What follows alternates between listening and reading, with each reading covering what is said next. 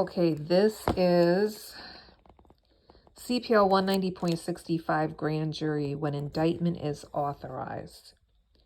So one, subject to the rules prescribing the kinds of offenses which may be charged in an indictment, a grand jury may indict a person for an offense when A, the evidence before it is legally sufficient to establish that such person committed such offense provided. However, such evidence is not legally sufficient when corroboration that would be required as a matter of law to sustain conviction for such offense is absent. So basically, they're saying that the evidence is sufficient. However, in order for it to be sustained, there's certain corroboration that would need to be in addition to the evidence for it to hold.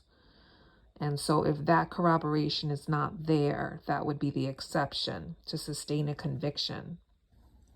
Okay, and B, competent and admissible evidence before it provides reasonable cause to believe that such person committed such offense. So it's basically that it's reasonable cause to believe so that such person committed the offense.